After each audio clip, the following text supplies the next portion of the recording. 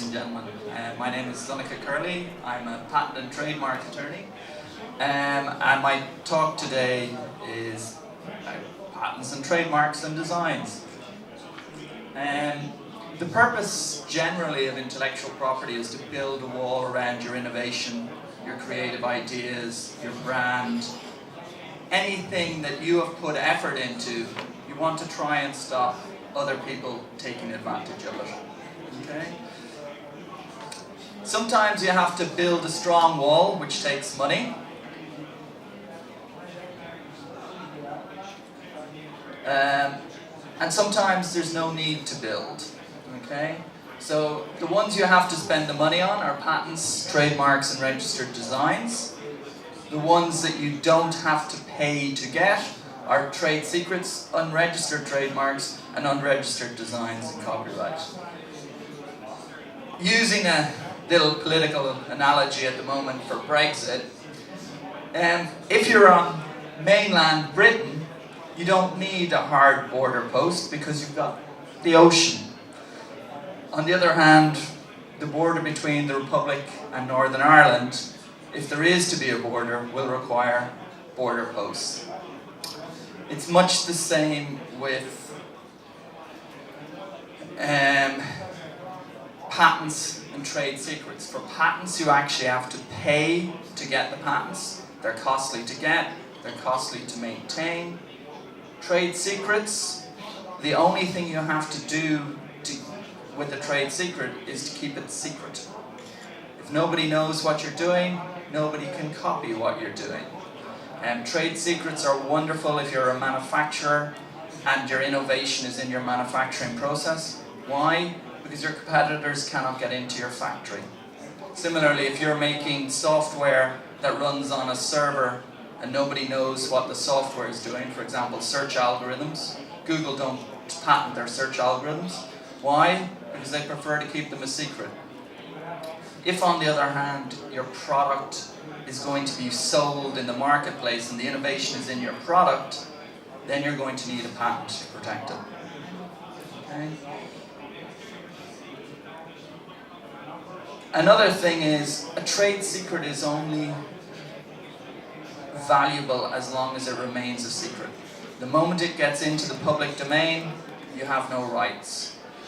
Equally, what can happen is a third party can come up with the same idea and they're free to use it. Okay?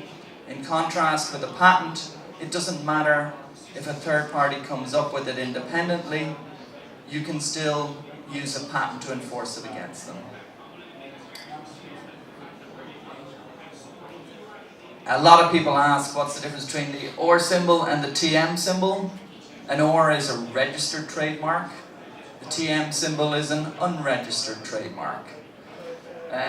For an unregistered trademark, you don't have to do anything.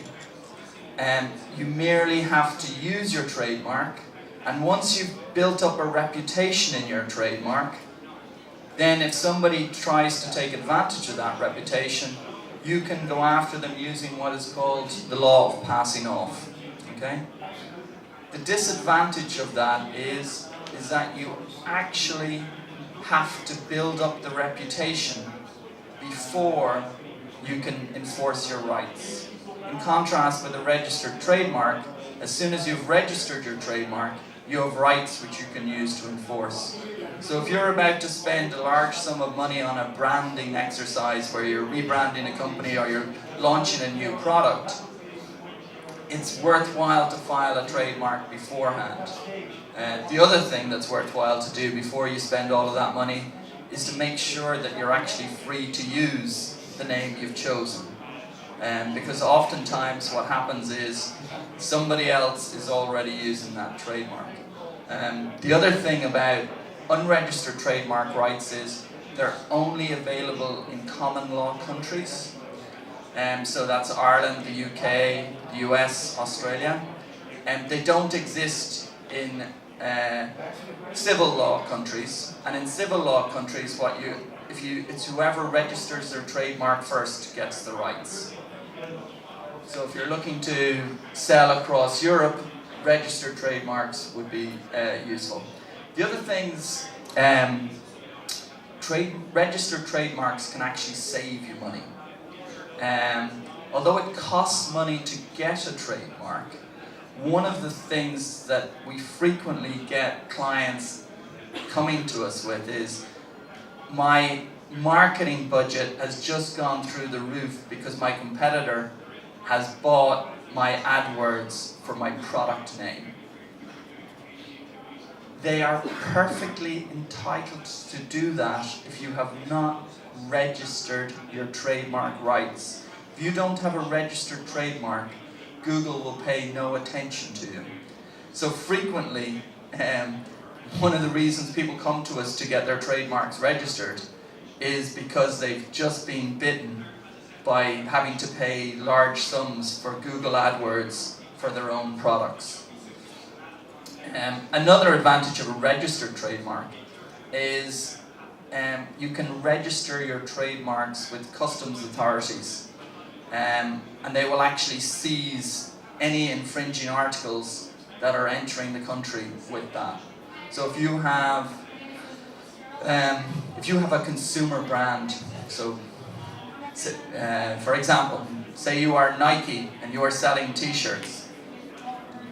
If any t-shirts arrive into the port of Dublin that have the Nike logo on them, they will be seized by customs unless they are a genuine shipment. Okay? It's a very effective system and works well. Finally, there's two types of registered design that you can actually use, or design right that you can use to protect your ideas again. Registered designs, the disadvantage of them is there's a cost associated with them. Unregistered design, it's free and it's immediate. As soon as you have created the design and put it onto the market, you've got an unregistered design right. The difficulty with an unregistered design right is you must show the other person copied your design. So if you can't show that they have copied your design, you can't enforce it. It cannot be used to stop independent creation. So if you have a concept for a design and somebody goes, oh, I like that concept, and they go to a designer and go, I'd like you to create me this concept. The designer will never have seen what the original design is, so they won't have copied it. And so that will not be an infringement of the design. In contrast, if you register your design, it doesn't matter how the other side came up with the design, as long as it looks like your design, it will be found to infringe your design. Strangely enough, copyright in certain designs can last over 70 years, whereas for registered designs you're limited to a maximum of 25 years. The thing is, if you have registered design, you're not precluded from unregistered design and copyright. You get it as well for free. It's just a case of bolstering your approach, maximizing your protection. As I said, quick warning, merely because you've registered your rights doesn't mean you have a right to use. You may well be infringing somebody else's rights. And so it's always worthwhile checking in advance, do other people have rights before you start? And with the day that's in it, I just thought I'd give some examples of designs that people have registered for love-related products. So, a chocolate lollipop with the word love and a heart. If anyone makes a chocolate lollipop with the words love and a heart like that, they'll infringe a registered design in Europe. A bookshelf in the shape of love, registered design protection. Various others, a t-shirt with love me not. this is a graphical symbol, so if that symbol is used on any piece of paper or any computer screen as an icon, it'll infringe a registered design, okay? The thing about registered designs is they're extremely simple to get. It's a registration process, so what actually happens is you simply file the design for the article that you want to protect it with,